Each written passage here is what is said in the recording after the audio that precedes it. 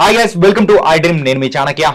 Stock market గురించి మనం ఎన్నో కథలు కూడా వింటూ ఉంటాం. కాకపోతే అందులో నష్టపోయిన వాళ్ళు ఉన్నారు, మరి లాభపడిన వాళ్ళు కూడా ఉన్నారు. మరి ఈరోజు మనము కొన్ని సక్సెస్ స్టోరీస్ గురించి కూడా తెలుసుకుందాం. మరి ఆ సక్సెస్ స్టోరీస్ మనకు చెప్పడానికి ఇప్పుడు మనతో పాటు కూడా పర్సనల్ ఫైనాన్షియల్ అడ్వైజర్ విజయ్ కర్ణ గారు ఇప్పుడు మనతో పాటున్నారు. మరి ఆయన్ని అడిగి ఆ సక్సెస్ స్టోరీ ఏంటి అనేది అడిగి తెలుసుకుందాం. Hi sir. హలో అండి. స్టాక్ మార్కెట్ అనేటప్పటికీ ఒక డిఫరెంట్ మైండ్ సెట్ అనేది ప్రతి ఒక్కరిలో తిరుగుతుంటుంది. డబ్బులు డబ్బులు డబ్బులు అని చెప్పేసి. సో అందులో నష్టపోయిన వాళ్ళు ఎంతమంది ఉంటాయి, లాభపడిన వాళ్ళు కూడా అంతమంది ఉంటారు. సో ఇప్పుడు మీ దగ్గర నుంచి మీరు చూసిన ఒక సక్సెస్ స్టోరీ ఏదైనా ఒకటి చెప్పండి. షూర్ అండి. అంటే ఇప్పుడు నష్టపోయిన వాళ్ళు లాభపోయిన వాళ్ళు అని మనం కంపారిజన్ ఎప్పుడైనా చూస్తే, ₹1 నష్టపోయినోడు 100 మందికి ఎక్కువ మందికి చెప్తాడు, కానీ ₹100 లాభపడ్డోడు ఒకరు కూడా చెప్పరు. ఎందుకంటే చెప్తే దాని రియాక్షన్ ఎలా ఉంటుందో అనేసి అందరికీ క్వశ్చన్ మార్క్స్ ఉంటాయి. సో అందుకే నెగిటివిటీ అనేది ఎక్కువ స్ప్రెడ్ అవుతుందండి ఎక్కడైనా సరే. ఇది మనం సక్సెస్ ఏమంత డబ్బులు వచ్చింది అని అంటే బిజినెస్ అయినా సరే, జాబ్లో అయినా సరే, ఇన్వెస్ట్మెంట్స్లో అయినా సరే. ఇప్పుడు రియల్ ఎస్టేట్లో ఇన్వెస్ట్ చేసి ఇంత అయ్యింది అని తర్వాత తెలుస్తుంది, కానీ అప్పుడు ఇన్వెస్ట్ చేసి ఆ ప్లాట్ తీసుకున్నారని ముందు ఎవరు చెప్పరు మనకి. So same thing stock market కానీ మ్యూచువల్ ఫండ్స్ కానీ అట్లా కూడా ఇది కూడా అంతే. ఇన్వెస్ట్ చేస్తున్నప్పుడు ఎవరు చెప్పరు, దాని అవుట్పుట్ ఎలా ఉందో దాని ప్రకారం బయటికి రావాలా రావద్దా అనేది ఉంటుంది. లాభపడితే ఎవరికి చెప్పరు, నష్టపోతే మాత్రం 10 మందికి చెప్తారు. నేను ఇక్కడ ఇంత నష్టపోయినా ఇంత నష్టపోయినా అని చెప్తాము. అందరం అట్లాగే చేస్తాం. సో ఈరోజు one of the best experience అండి రీసెంట్ టైమ్స్లో, లాస్ట్ 3 monthsలో అయిన బెస్ట్ ఎక్స్పీరియన్స్ ఇది నాకు. ఒక రిటైర్డ్ కపుల్ అండి, గవర్నమెంట్ ఎంప్లాయీస్, ఇద్దరు రిటైర్డ్, హస్బెండ్ అండ్ వైఫ్. వాళ్ళ పిల్లలు కూడా అబ్రాడ్లో సెటిల్ అయ్యారు. సో వాళ్ళకి ఇప్పుడు ఏం రెస్పాన్సిబిలిటీస్ ఏం లేవు. So they are happy. అంటే వాళ్ళకు వచ్చిన శాలరీకి దే ఆర్ లైఫ్ స్టైల్ ఏదైతే లీడ్ చేస్తున్నారో దే ఆర్ హ్యాపీ. కానీ వాళ్ళకు కార్పస్ కానీ వాళ్ళకున్న సేవింగ్స్ మొత్తం ఒక 1 CR వరకు ఉన్నాయి. సో వాళ్ళ ప్లాన్ ఏంటి అంటే, వాళ్ళు ఇప్పటి వరకు రియల్ ఎస్టేట్ ఏమంటారు ప్లాట్స్, రెంటల్ ప్లాట్స్ అట్లాంటి వాటి మీద ఎక్కువ అవేర్నెస్ ఉందన్నమాట వాళ్ళకి.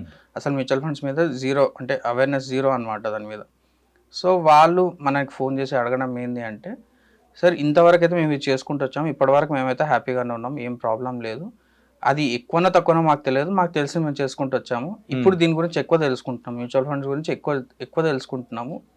ఇది అసలు మంచిదేనా, లేకపోతే మేము ఇంతవరకు సేవ్ చేసుకుంటే అంతా పోగొట్టుకునే ఛాన్సెస్ ఉన్నాయా అనేసి అడిగారు. అది యూజువల్గా ప్రతి ఒక్కరిలో వచ్చే మైండ్ సెట్ అలాంటిది. ఏంటంటే రిటైర్డ్ పీపుల్, సో వాళ్ళ మైండ్ సెట్ ఎట్లుంటుందంటే FDలో వేసుకున్నామా లేకపోతే ఫిజికల్గా కనిపించే వాటి మీద ఇన్వెస్ట్ చేసామని అని అనుకుంటారు. మ్యూచువల్ ఫండ్స్ అనేటప్పటికి ఆ అపోహ ఇంకా ఉంది. అదే అండి, మనం ఇంతకుముందు వీడియోలో మాట్లాడుకున్నట్లుగా మనం ఎప్పుడు టాంజిబుల్ అసెట్స్ని ఎక్కువ ప్రిఫర్ చేస్తాం. గోల్డ్ ముట్టుకోగలుగుతాం, సిల్వర్ ముట్టుకోగలుగుతాము, ల్యాండ్ చూడగలుగుతాము, అక్కడ ఇల్లు కట్టుకోగలుగుతాం, కారు ముట్టుకోగలుగుతాం. సో టాంజిబుల్ అసెట్స్కి ఎక్కువ మనకి అర్జ్ ఎక్కువ ఉంటుంది అండి, ఎవరికైనా సరే అర్జ్ ఎక్కువ ఉంటుంది. మ్యూచువల్ ఫండ్ అంటే పేపర్ మీద ఉంటుంది అంతే, అసెట్ పెరుగుతుంటుంది. స్టాక్స్ అయినా సరే పేపర్ మీద ఉంటుంది, పెరుగుతుంటుంది, కానీ మన చేతికి రాదు. విత్డ్రాల్ చేసినప్పుడే మన క్యాష్ చేతికి వస్తుంది.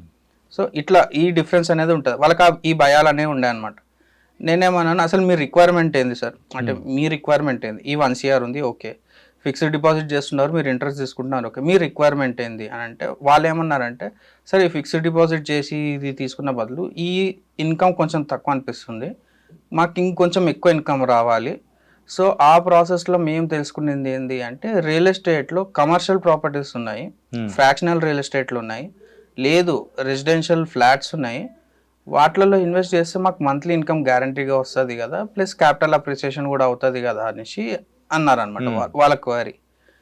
నేనేమన్నాను అంటే, మీరు ఇప్పుడు ఇద్దరే ఉంటారా సార్ అంటే, ఫ్యామిలీ ఇద్దరే ఉంటారు, మేము ఇద్దరం ఎక్కడనే ఉంటాం సార్ అనేసి అన్నారు వాళ్ళు.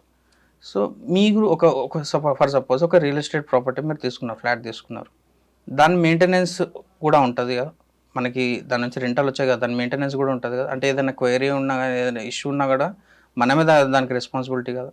అది ఎవరు చేస్తారు సార్ అంటే, మేమే చూసుకోవాలి కదా సార్ అనేసి. కానీ మీరు ఇప్పుడు ఓకే, ఇప్పుడు 60s ఎర్లీ 60sలో కొద్ది రోజుల తర్వాత డిఫికల్ట్ అయ్యే ఛాన్సెస్ ఉంటాయి కదా సార్, దాన్ని టెనెంట్స్ అడ్వాంటేజ్ తీసుకునే ఛాన్సెస్ కూడా ఉంటాయి కదా. సో ఈ అనాలిసిస్ అనేది మనం ఒకసారి దిగిన తర్వాత తెలుస్తుంది, ముందు తెలియదు. సో మీకు రిక్వైర్మెంట్ ఏంది? ఫిక్స్డ్ డిపాజిట్ అంటే ఎక్కువ రిటర్న్స్ రావాలి, అది first thing. Second thing, real estate ఏమంటారు మనకి రెంటల్ ప్రాపర్టీ, ఎందుకంటే అది కూడా అది పెట్టిన ఇన్వెస్ట్మెంట్ కూడా ఇంక్రీజ్ అవుతుంది అనే ఒక ఆశ.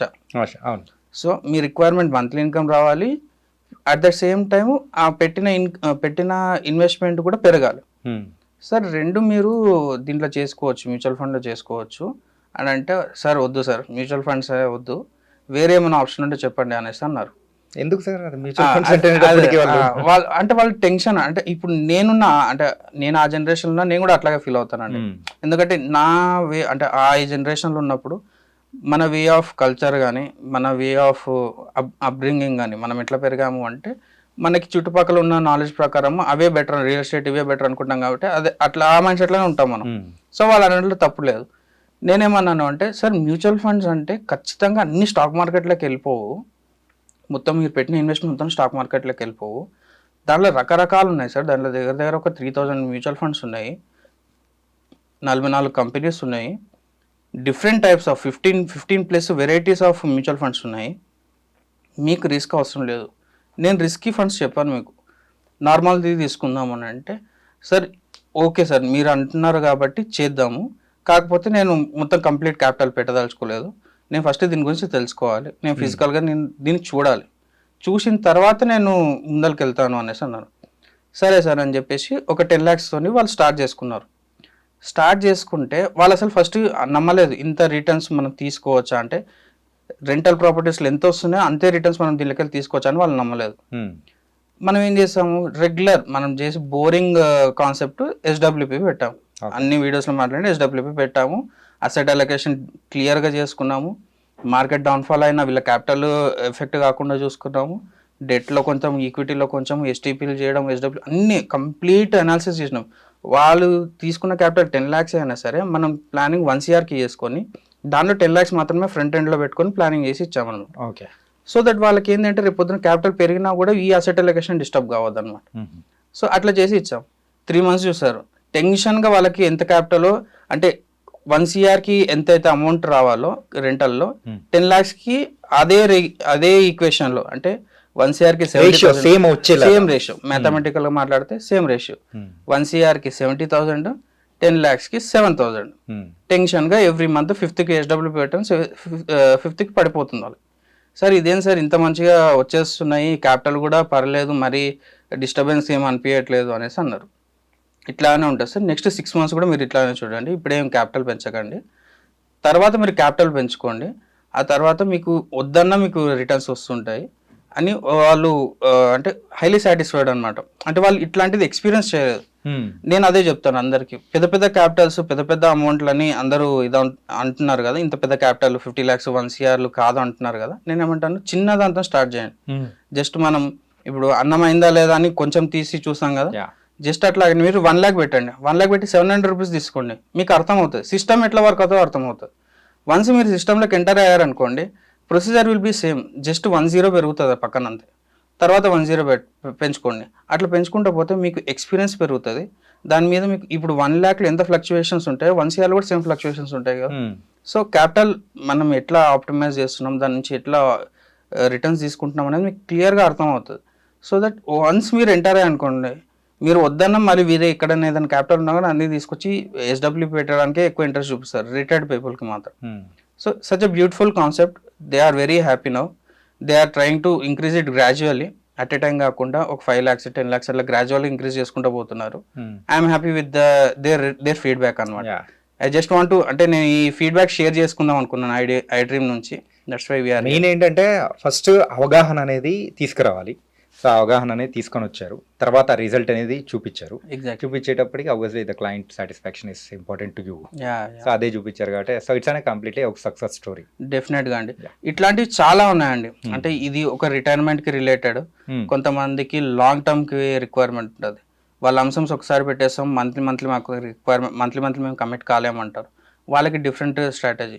కానీ మనం మెయిన్ థింగ్ ఈ అన్ని స్ట్రాటజీలు ఇంపార్టెంట్ ఏంటంటే అసెట్ అలొకేషన్ ఎలా చేసుకుంటున్నాము, ఏ ఫండ్ యూజ్ చేస్తున్నాము. ఇప్పుడు 60-65+ ఉన్న వాళ్ళకి కంప్లీట్ స్మాల్ క్యాప్స్ ఇవ్వద్దు మనం. సో వాళ్ళకి డిఫరెంట్ టైప్స్ ఆఫ్ ఫండ్స్ ఉంటాయి, వాళ్ళకి చేసే అసెట్ అలొకేషన్ డిఫరెంట్గా ఉంటుంది. వాళ్ళకి ఎంత రిస్క్ తీసుకోవాలి, ఎంత రిస్క్ తీసుకోవద్దు, ఏ ఫండ్స్లో పెట్టాలి, ఎంత డ్యూరేషన్ వరకు పెట్టాలి. ఇప్పుడు ఒకసారి ఒక పర్సన్ ఇన్వెస్ట్ చేశాడు అంటే ఒకసారి ఆ ఫండ్లోకి అయిపోదండి, ఎవ్రీ 2-3 years మళ్ళీ దాన్ని రీబ్యాలెన్స్ చేస్తూ ఉండాలి. అసలు ఫండ్ పర్ఫార్మెన్స్ ఎలా ఉంది, ఇవన్నీ కంప్లీట్గా అనాలిసిస్ అండి. అంటే ఇది ఒక పెద్ద రెస్పాన్సిబిలిటీ యాక్చువల్గా ఫ్రాంక్గా చెప్పాలి అంటే. ఇన్వెస్ట్మెంట్స్ అనేది ఒక పెద్ద రెస్పాన్సిబిలిటీ. ఆ రెస్పాన్సిబిలిటీని కంప్లీట్గా మనం ఫుల్ఫిల్ చేయగలుగుతున్నామా లేదా అనేది ఇంపార్టెంట్. వన్స్ ఫుల్ఫిల్ అయిందంటే everyone will be happy okay, and more satisfaction will be there యాక్చువల్గా. Nice sir. అండ్ ఈ సక్సెస్ స్టోరీని కూడా చాలా చక్కగా వివరించారు. సో ఇలాంటి బోల్డ్ అన్ని కూడా ఉన్నాయి కాబట్టి ఇంకా in coming episodes we can see అనే మోర్ సక్సెస్. డెఫినెట్గా. So thank you Vijay garu. Thank you అండి. రిటైర్ అయిన పీపుల్ సో వాళ్ళ ఇన్వెస్ట్మెంట్స్ అనేది కూడా ఎలా ఉండాలి ఏంటి అనేది, సో ఒక పర్సనల్ లైఫ్లో ఒక సక్సెస్ స్టోరీగా కూడా విజయ్ కర్ణ గారు చాలా చక్కగా వివరించారు. మరో ఇంటర్వ్యూతో మళ్ళీ కలుద్దాం. అంతవరకు take care. This is your Chanakya.